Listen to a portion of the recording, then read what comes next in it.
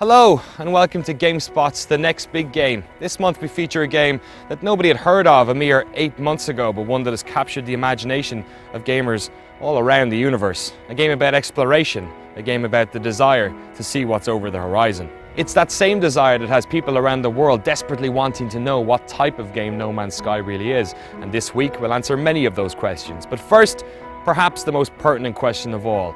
How can a small development team based in the south of England possibly make a game of this scale? Myself and the guys from Hello Games have a bit of history. I met co-founder Sean Murray at a Games Expo in London when we realised we were both in the same county in Ireland. Before I joined GameSpot, I interviewed them as they were developing their very first game, Joe Danger, a series that was very successful, spawning 2 mobile spin-offs and a full sequel. In fact, the night Joe Danger 2 was released, Sean joined us for some beers on a GameSpot livestream, and whenever we're in the same city, we always try and cross paths. So over E3, we organised a few hours one evening to sit down and talk to the guys from Hello Games. But in typical E3 fashion, everyone was running late. Apparently they're running 30 minutes late. They're over at our good friends at Giant Bomb in the JW Marriott. Did I tell you what happened this morning?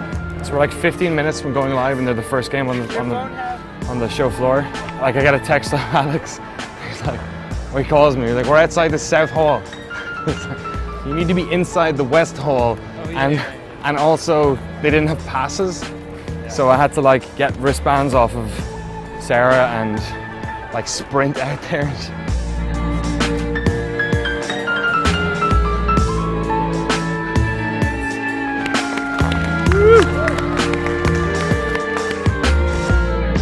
Can't believe you kept us waiting for this nonsense. What's up, buddy? Well, thanks so much for Good to see you again, man. Yeah. Congrats.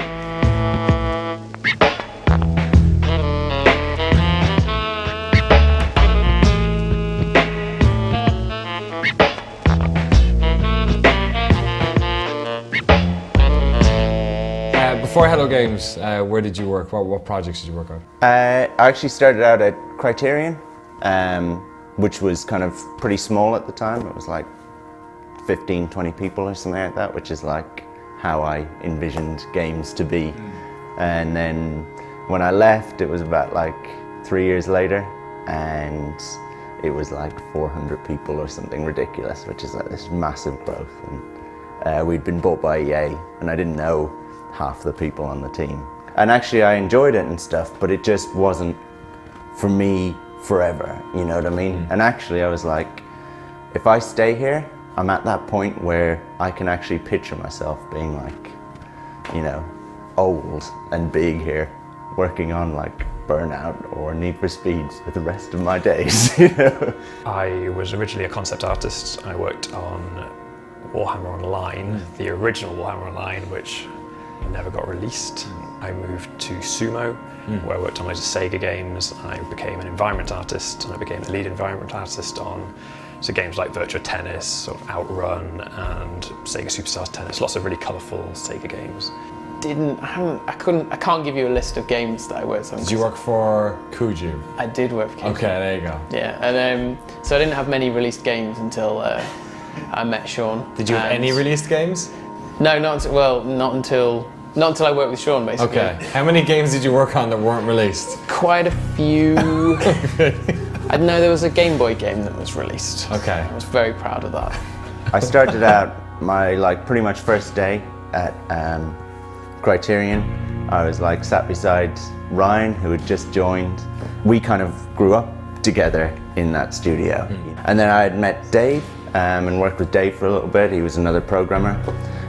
So there was us 3 coders, and we were talking about setting up, and Dave introduced us to Grant, and Grant and Dave used to go to school together.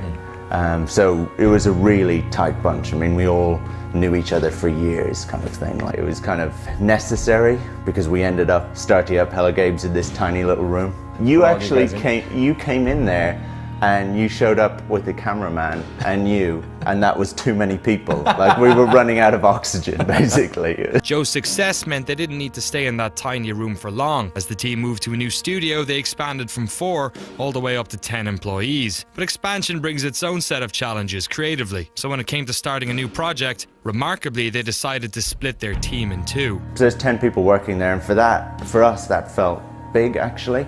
that felt like we were going back to a big studio. Like 10 isn't big, but it's still something. Double the size you were. Yeah. But what fuels me is that really small team prototyping. I just love that, and I live for that.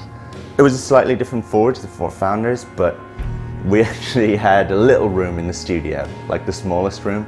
And we went in there and we genuinely just like literally locked the door. We had a separate entrance and we didn't show the rest of the team, which sounds crazy. Wow. Because 1, it was kind of mental what we were doing. And 2, it gave us this this passion that we hadn't had since Joe Danger. You know, we were developing that and it felt like it was make or break the entire time, and we knew that we would have to show people eventually. And so we wanted that again. And we wanted this pressure of like, the guys are working really hard next door and they're putting Joe Danger on other platforms, or they're working on other stuff, working really hard, and we need to like justify what we're doing. Yeah, and we need them to come in and say that's cool or whatever. So we went a bit crazy, and we actually didn't show them until a few weeks before the VGXs. No Man's Sky first broke onto the collective gaming consciousness when Jeff Keighley featured it at the Spike VGX Awards, but what you probably didn't know was that Sean actually tried to have it pulled when he became worried that people wouldn't think it was real. Like, Jeff Keighley seems to be some sort of, like, I don't know, he's got some mythical power or something like that. He genuinely just mailed me out of the blue and said, he's very American, so he said, you know, if I gave you a shot at the big time, would you take it, or something like that, right? And I said yes, and then I told the guys, and we totally weren't prepared for it, so we just killed ourselves basically doing it.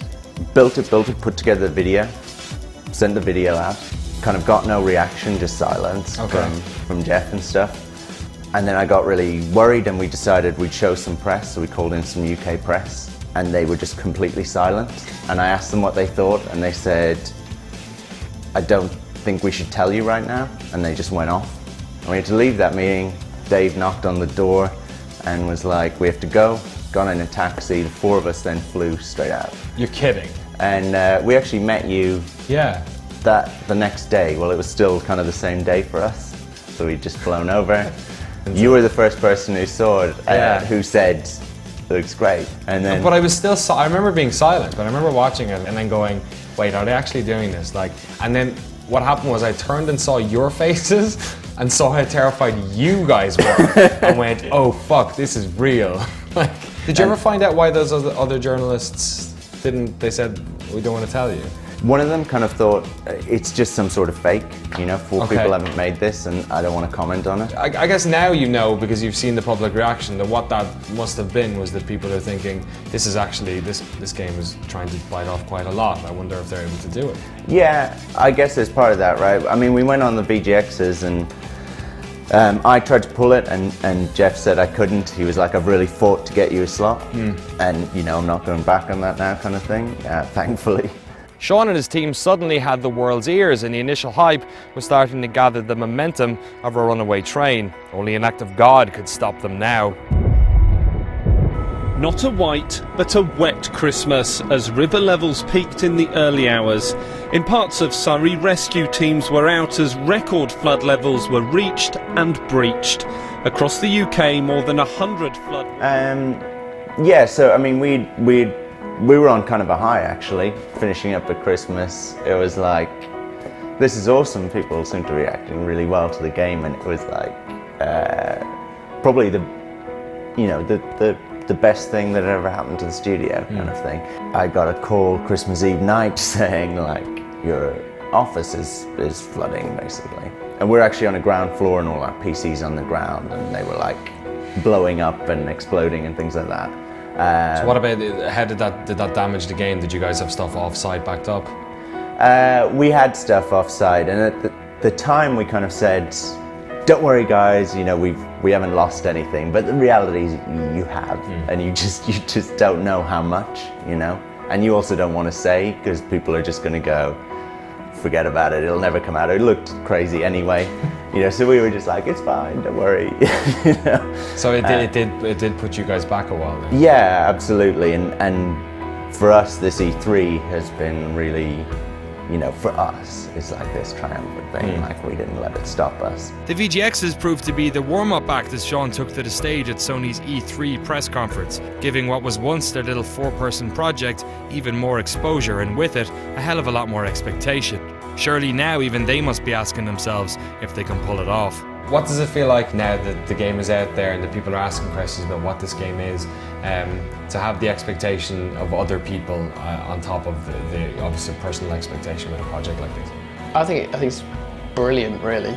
That's like, it's what you want. It's the best feeling, really. The best feeling to have so many people care, and you know, they can say what they want, really, and just the fact that they're talking about what we're making is just an amazing.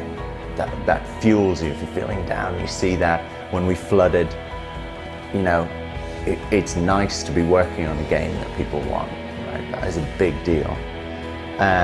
But I've never experienced this before. Even on Burnout, we were, you know, Like so far. several hundred people. We still weren't on stage at one of the keynotes, you know what I mean?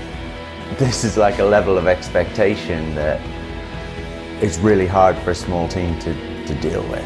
Right? And yeah, I mean, people want it to be every different type of game as well. It's really open to interpretation, and we're leaving it a little bit open to interpretation, so yeah, it's definitely a double-edged sword, you know. All right, then let's break into what exactly No Man's Sky is. So you've shown off a lot. Tomorrow on GameSpot's The Next Big Game, we unveil the gameplay of No Man's Sky. We give new details about the moment-to-moment play, your role within the universe, the tools at your disposal, and the possibility of playing with others. All right, I'm off to kill a dinosaur with a spaceship. See you then.